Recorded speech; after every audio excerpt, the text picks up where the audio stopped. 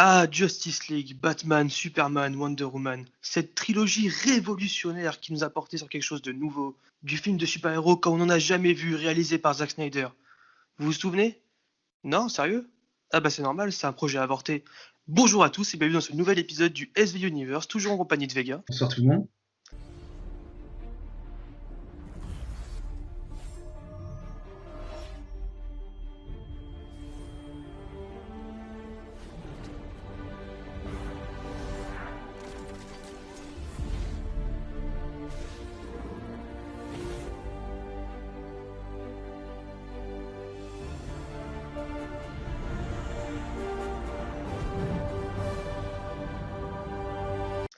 Alors aujourd'hui, comme dit dans l'intro, on va parler de Justice League et du projet de trilogie avortée à la base réalisé par Zack Snyder et non pas par Josh Whedon, qui a retourné intégralement l'espèce de bouse qu'on a eu au cinéma.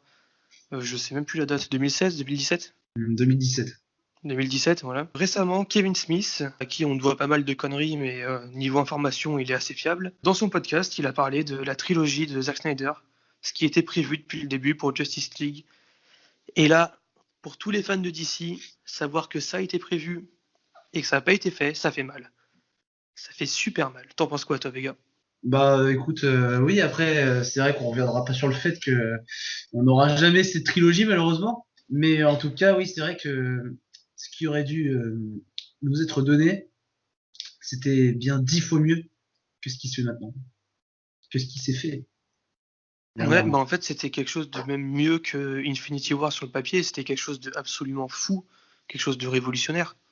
Ouais, ouais, parce que justement, on devait avoir un film. En fait, c'est pas 3 films, mais plutôt un film en 3 parties qui aurait C'est dû ça, être. on devait avoir un gros film. En fait, c'était une trilogie, mais c'était un gros film divisé en 3 parties. On aurait eu Apocalypse, donc Ouais.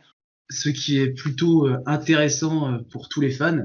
C'est vrai qu'on n'a pas encore eu de film DC Comics nous faisant voyager sur Apocalypse.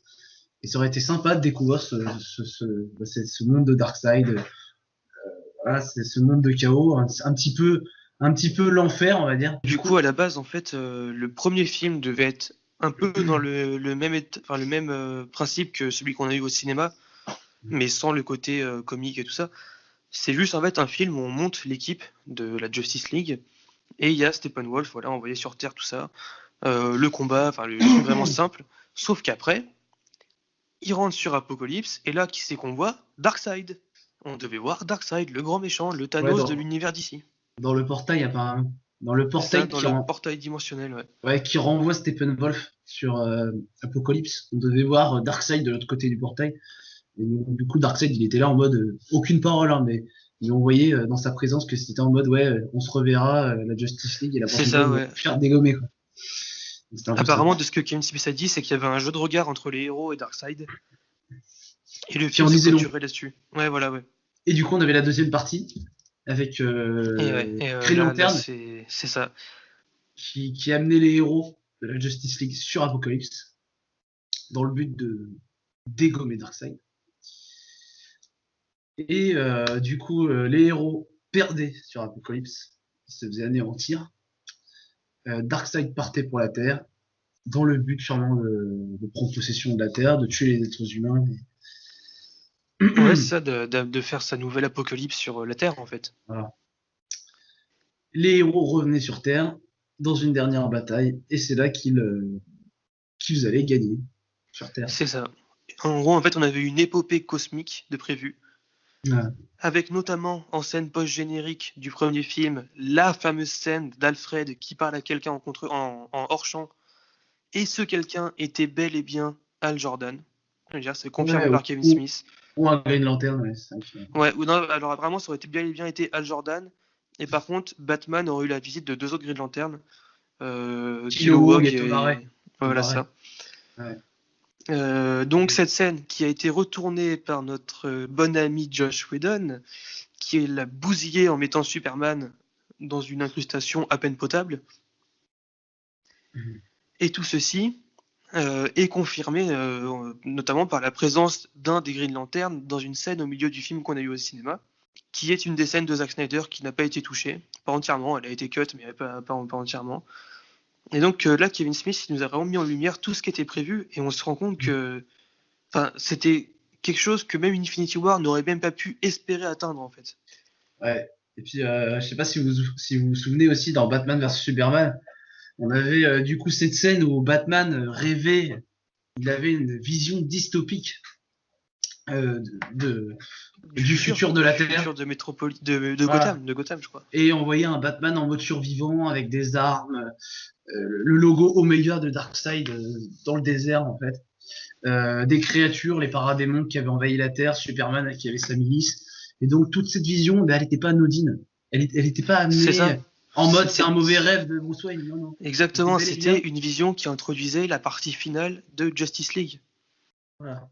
Donc, et c'est hallucinant que Warner ait eu l'audace de supprimer tout ça. Enfin, ils ont volontairement saboté leur univers.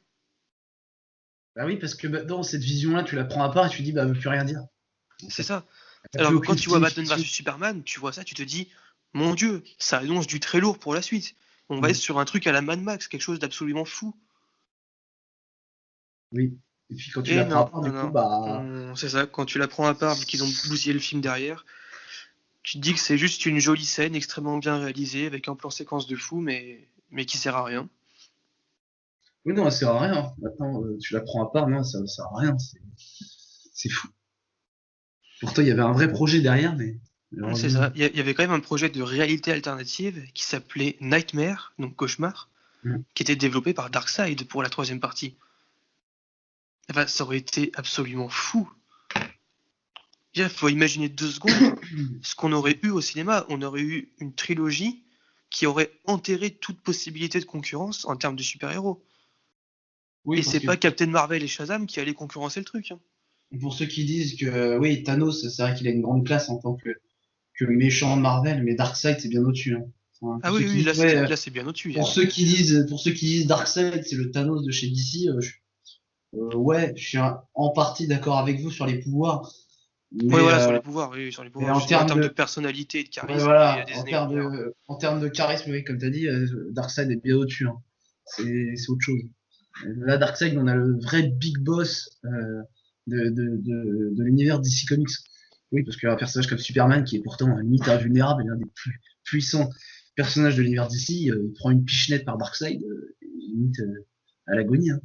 Enfin, peut-être pas une pichenette, mais en tout cas, il se fait vraiment, vraiment malmener. Hein. Ah oui, là, on a eu besoin de vraiment toute la Justice League pour combattre le méchant.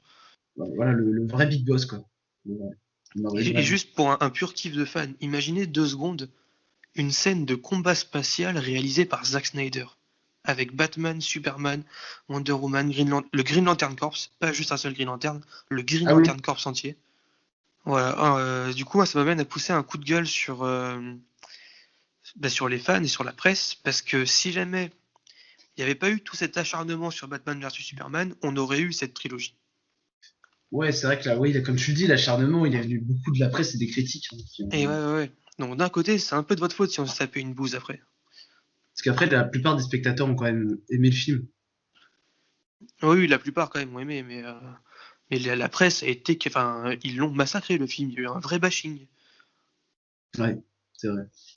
Mais par contre, ils ont mis 4,2 à Homecoming. Ouais. Et ça, c'est parce que tu vois, Zack Snyder, il a proposé trop de contenu dans son Batman vs Superman.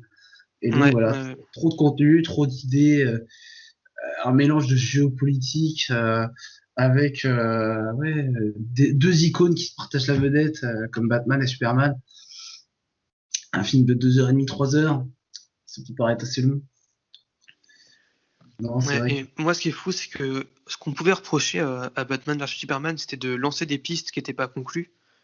Mais maintenant qu'on a ces informations sur la fameuse trilogie, le triptyque de Justice League, en fait, les pistes qui avaient été lancées auraient été conclues dans les films de Justice League. Et ouais. et du coup, on aurait même plus, il y aurait quasiment plus de défauts à reprocher au film de Zack Snyder, parce qu'au final, Batman vs Superman complétait des défauts de Man of Steel, mais les Justice League auraient complété tous les autres défauts des précédents films. On aurait eu un vrai univers cohérent et une vraie œuvre recherchée artistiquement. Et là, on pouvait partir sur un univers étendu avec des spin-offs et tout ça. Là, ça aurait été beau. Puis là, Marvel, ils auraient arrêté de dire qu'on était à la traîne. Bah oui, parce que là, du coup, en fait, ça serait sûrement dépassé, ça serait déroulé peut-être en 5-6 ans, le temps que les 3 films sortent. Enfin, je veux dire, le retard était rattrapé, quoi. Même au niveau de l'argent, Warner, ils auraient été riches. Parce franchement, on est quand même, l'univers cinématographique d'ici Comics, c'est quand même vraiment mal vu par la plupart des fans de comics, surtout les Marvel. Moi, j'ai entendu un fan de Marvel l'autre jour qui me disait, ouais, non, de toute façon, déjà, faire des films d'ici Comics au cinéma, bah, ils sont pas très intéressants, déjà, de base, ils sont moins intéressants que Marvel. Je fais, hein? Oui, évidemment, c'est la vision qu'on renvoie en même temps, en faisant des films comme ça. Bah Donc, ouais, c'est c'est ça, en sûr fait, que... en se sabotant nous-mêmes, forcément, on renvoie pas une bonne vision, on donne pas envie aux gens de découvrir. Et là, en termes de sabotage, c'est le capitaine du Titanic, quoi. Donc voilà, c'est vrai qu'on n'exploite même pas 10% des ressources qu'a proposé l'univers d'ici et on fait des films super pauvres. C'est vraiment le pire, c'est quand même Justice League. Vraiment Oui, non, très pauvre. honnêtement, Très on gueule beaucoup sur Suicide Squad parce que voilà, c'était facile de gueuler dessus. Le film, c'est un navet, il n'y a rien à en tirer à part Margot Robbie. Mais Justice League, putain, mais c'est passé presque inaperçu pour la plupart. Mais c'est une catastrophe. Et c'est pire que Suicide Squad. Ouais, je pense. Ouais, parce que Suicide Squad, disons, c'était un navet comme tu dis, mais Suicide Squad avait le mérite de mettre en scène des pseudo-méchants, des méchants Ouais, de et puis même base. avait le mérite de faire quelque chose de peu connu. Quelque chose où au pire tu te plantes, on n'en parle Quelque plus. chose d'innovant, mais malheureusement, en fait, pas si innovant que ça, en fait. Voilà. Oui, Ouais, parce qu'en fait, c'est ça. Alors à que la là, base, Justice League.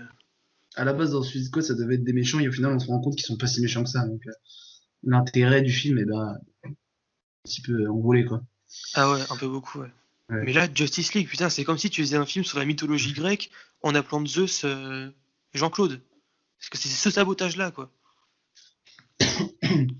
Bah ouais, non, mais de toute façon, tu veux aller d'un point A à un point B dans Justice League, et sur le chemin, bah, t'as aucun obstacle. Le film, putain, il suit une logique scénaristique, où t'as aucun rebondissement.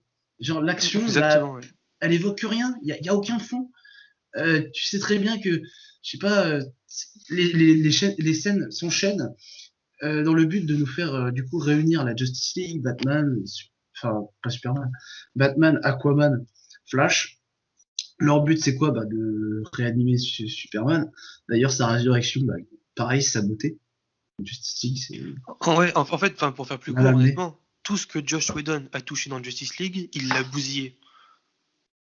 Oui, parce qu'en plus il a fait déjà le film coûtait très cher de base, c'est-à-dire je crois dans les 500-600 millions Il me de semble que c'est production. 500 millions de Ouais. budget à la base. Et Joss Whedon pour sa putain de post-production, en gros c'est reshoot, 700 millions. Donc plus que le film initial prévu. C'est ça, parce qu'en fait, il a retourné 95% du film. Donc tu pouvais pas être rentable dans ça. Et maintenant qu'on a ces infos-là, je vous invite à re-regarder Justice League version cinéma, à vous réinfliger ce massacre, et vous verrez, vous allez les voir, les scènes de Zack Snyder, il y en a 2. Et tout le reste, c'est modifié, c'est sur des fonds verts qui sont à peine dissimulés. Par exemple, la scène de Lois Lane et de Superman dans le champ, le fond vert, c'est une catastrophe. C'est vraiment une catastrophe. Ou encore la scène du début, la scène d'intro, où Superman a le visage déformé à cause de sa moustache. Tout ça, c'est des reshoots. Tout ce qu'on a vu, à part la bataille antique là, merde, des paradémons et des Atlantes et tout ça, ça, c'est une scène de Zack Snyder. Puis vous allez les voir les plans Joss Whedon, hein. C'est-à-dire le plan de Joss Whedon, bah, c'est tout simplement Lois, le directeur du journal, qui sont dans une petite pièce en train de boire un café. Ouais, c'est Genre, ça, ouais, c'est ça. Genre, en fait, ce Zack genre Snyder, de plan, il est adepte du grandiose, ouais, des panoramas, voilà, il des aime bien les décors plans qui sont larges. très longs et tout ça, très très larges, ouais. Et Josh Whedon, vu que c'est un peu un gros flemmard, même un énorme flemmard, hein, Avenger Age of Ultron, c'est vraiment des décors très serrés, hein, c'est cabine d'ascenseur, quoi. Ouais, genre le mec a quand même tourné la scène dans la cafette du Daily Planet, quoi. Enfin, et la cafette, enfin, même pas la cafette, ça doit être l'arrière-cuisine, en fait.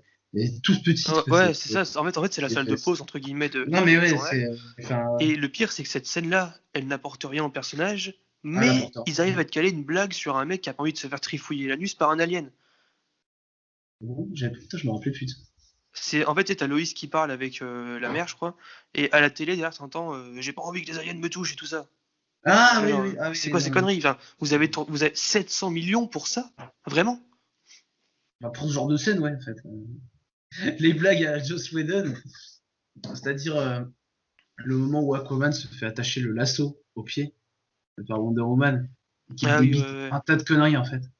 Mais un tas de conneries vraies, en fait. Mais ça, c'est de l'humour Marvel. Enfin, de l'humour Avengers. C'est exactement ça. En fait, Warner et Josh Whedon, ils ont saboté le film dans le but de coller à un Marvel, mais même pas un bon Marvel, à un Marvel pourri, genre Ant-Man. Voilà. Puis, au-delà de l'humour qui est mauvais, on a des valeurs, enfin, des valeurs humaines qui datent d'il y a 15 ans, peut-être. Celle de, par exemple, oui, il faut se battre en équipe, Ah oui, oui, le notamment fameux dans la genre, dernière scène de mais fin. qu'est-ce que vous faites? C'est pas le plan. Ça s'appelle une équipe, Maître Bruce. Ouais, voilà. T'es là, genre, bah ouais, enfin, lourd, frère, Ouais. 2002, bientôt la nouvelle année. Hein. Ouais, c'est ça. Enfin, on est un petit peu en 2017 et je pense que il faut faire selon son temps, c'est-à-dire que maintenant on a de nouvelles valeurs à dégager et pas forcément l'esprit d'équipe. Je pense qu'il y a Ouais, d'autres trucs exactement. Ouais, ouais. il y a d'autres trucs à creuser qu'un truc qui date d'il y a 15 ans. Déjà, déjà rien que ça, moi j'avoue que cette scène, je l'ai pas du tout trouvé classe. J'ai trouvé ça, mais Ah, c'était catastrophique. C'était catastrophique de fou.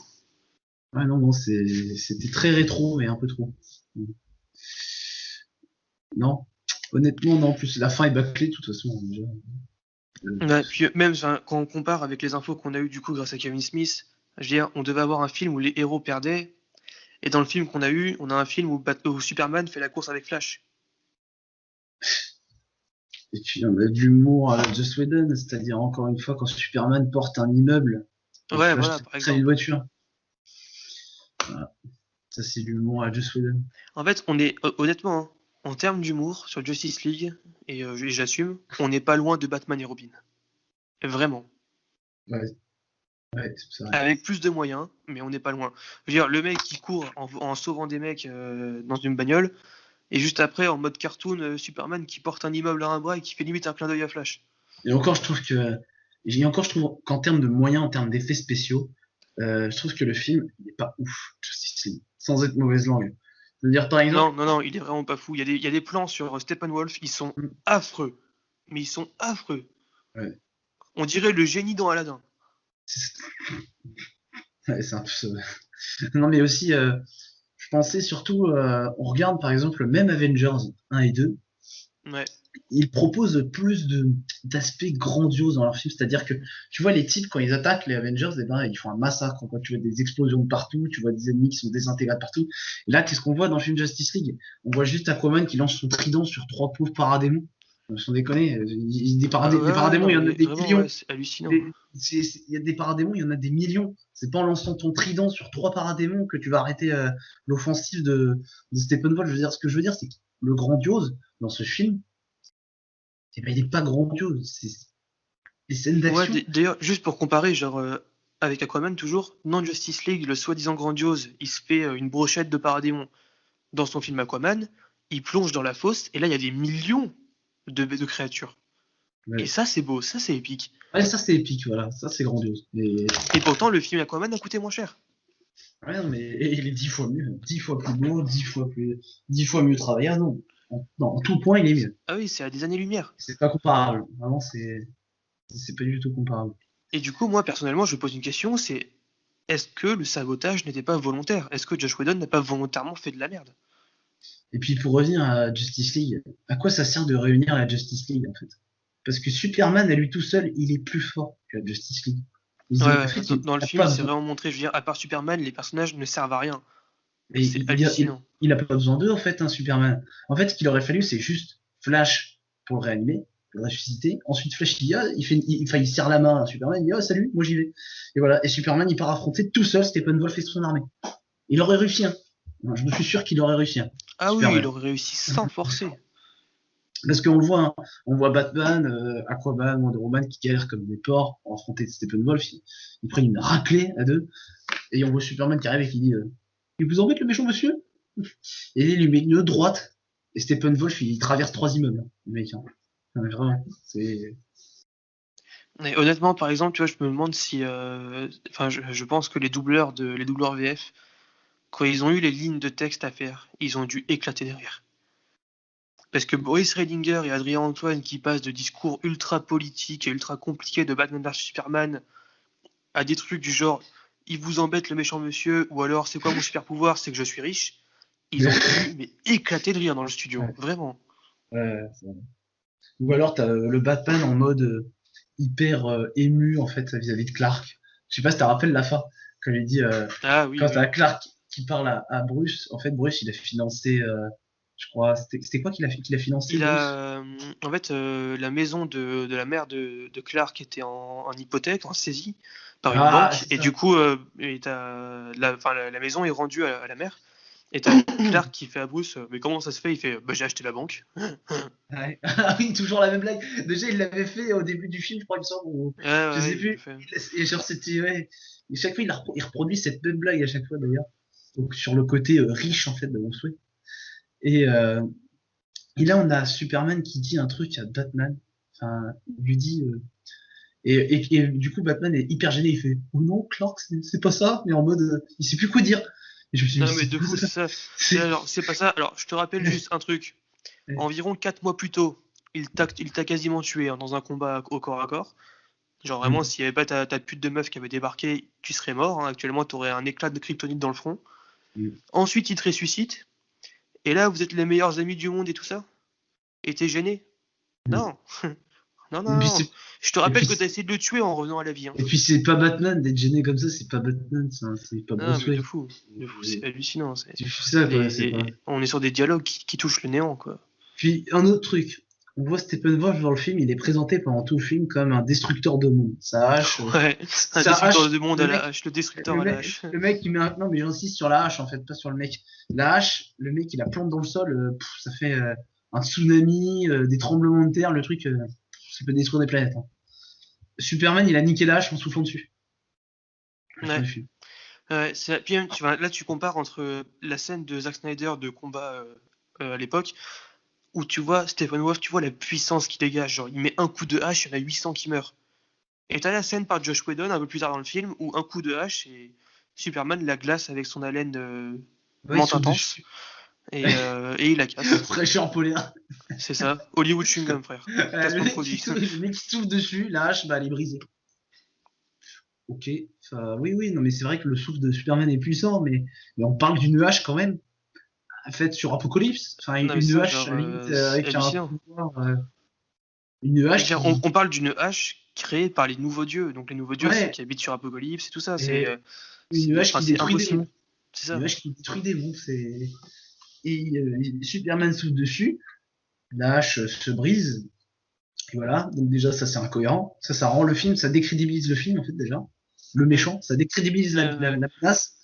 Et de deux, encore un autre truc qui décrédibilise encore plus la menace, c'est qu'on insiste sur le fait que les paradémons sont attirés par la peur chez leurs ennemis. Donc ils les emmènent, enfin voilà, ils suivent leurs ennemis par rapport à la peur. On apprend que Steppenwolf, en fait, il a peur à la fin du film. Donc il se fait emmener Ouais. par ses propres paradémons. Ouais. Non, mais il y a un problème. Je comprends pas. Je comprends pas. Je veux dire, Ah, mais c'est hallucinant, comment, c'est stupide. co- comment tu veux décrédibiliser ton film? Bah tu fais comme ça. Sans déconner, il aurait mieux fallu faire une fin cliché où il défonce le méchant plutôt qu'une fin comme ça, honnêtement. Oh, puis non, puis Steppenwolf, on va parler de son chara-design aussi, Steppenwolf, c'est quoi D'ailleurs, ah, bah oui, rappelle-toi que Zack Snyder avait montré des clichés de Steppenwolf, de ce qu'aurait dû être son Steppenwolf. Oui, oui, oui, je me souviens, ça a fuité Alors un oui, peu après la sortie du film. alors imaginez, vous voyez le Steppenwolf de Justice League, de ce qu'a fait, de ce que fait Joss Whedon, voilà. Tu vois ce Steppenwolf, un mélange, comme j'aime bien le dire, un mélange entre Yvan Ooze et Maléfique. Il paraît que c'est Angelina Jolie qui a fait la motion capture pour Steppenwolf. C'est vrai. En plus, c'est totalement ça, en plus, ça marche pas. Ah ouais, non, vraiment, ouais. Ah mais vraiment, il est dégueulasse. Il ressemble à rien. On dirait qu'ils ont voulu faire un mec humanoïde et en même temps un démon. Et ça va pas du tout. Ah non, il est vraiment dégueulasse, y a rien à en tirer. Et on voit du coup les images de Steppenwolf qui fuitent par Zack Snyder. Par Et là, Zack Snyder. Ah et ouais. là, on se dit, putain, c'était autre chose. Putain, c'était autre chose. Je veux dire, il avait fait un vrai démon, Ouais. un peu à l'image de la scène post-générique, de la scène coupée de Batman vs Superman avec Lex Luthor. On était dans cette veine-là, en fait. Bah, en fait, il faisait beaucoup plus bestial, en fait.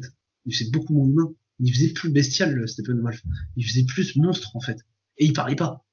Non, il parlait pas et il faisait pas humain, mais d'un côté, ça paraît plutôt logique. Le mec vient d'Apocalypse, l'enfer, un monde démoniaque où, je pense, les créatures ne ressemblent pas à des humains, ce qui paraît logique. Donc, on a affaire à une créature qui devait être beaucoup plus extraterrestre, beaucoup plus bestiale, beaucoup plus imposante. Elle faisait vraiment peur.